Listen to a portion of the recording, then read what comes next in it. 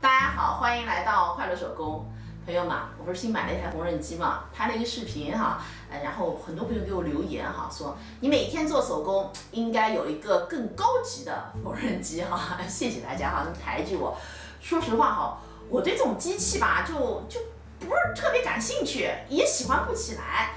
对于我来说哈，手工呢是个坑啊，花钱的地方呢非常的多。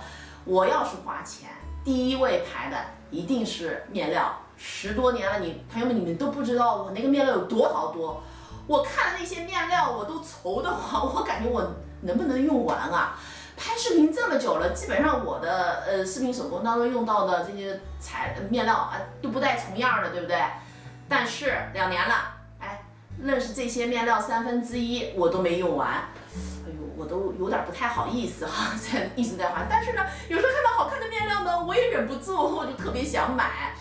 所以我想拍视频多用一点吧，腾出地方了，我就能买新的面料了。朋友们，面料真的很重要。你看，像我拍视频的哈，我用那种花里胡哨的面料做封面，那点击量进来看的人呢就是多。但是如果我用一个比较普通的那种纯色的面料，那点进来看的人啊就是少，这就像一个招牌一样，你就远一点的霓光灯，花里胡哨的，是不是自己就路过人就愿意看到很醒目？生活中呢恰恰相反，如果朋友们和我一样哈，用那么花里胡哨的面料做一个包，可能你们会遇到搭配困难这样的问题。所以呢，我橱窗里边哈，除了那几个做购物袋的面料花里胡哨的，做包的面料呢都是纯色的。之前有和大家分享过哈，拍视频，怎么样在网络上挑过这种纯色的面料怎么挑？如果你看到好的店铺，那你最好就问他要这样子的小样啊，因为手机啊，现在手机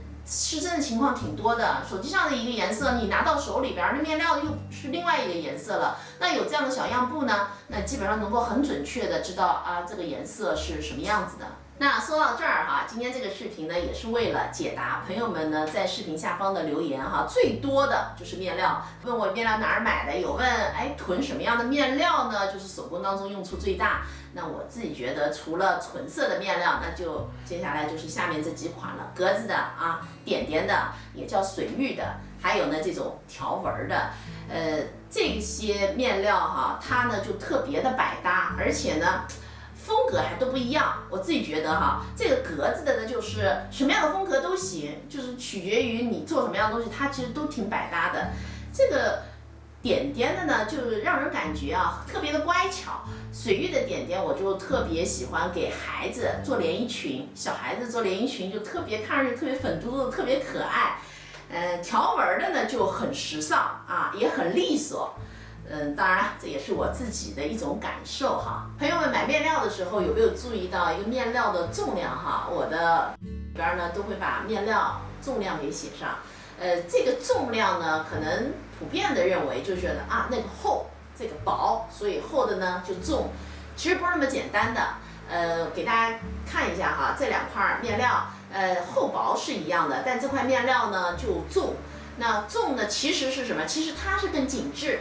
这个呢就更疏松，紧致呢它有一个区别，就是这个比较容易塑形，它硬挺；那这个呢就比较软软塌塌的这个面料。还有呢就是这2件衣服都是我去年做的，然后都是1年洗的，穿的频率呢也是差不多的。但是这个面料它又紧致，所以染色的效果就非常好。1年以后，它这个花纹各方面的都还是很鲜亮的。那这个颜色就不行，这个颜色它就褪色非常严重。这也是因为这个面料它比较疏松，它着色啊、印染上面就差点意思。当然了，咱们比重量的时候呢，还得看到面料的门幅。那这1.2米的门幅呢，你跟1.4米的门幅是没法比的，是不是？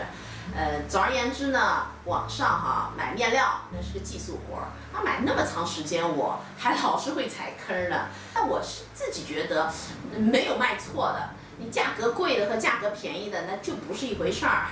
这期视频内容啊就是这些了，感谢您花宝贵的时间来看我的视频，记得帮忙点赞，咱们下期再见。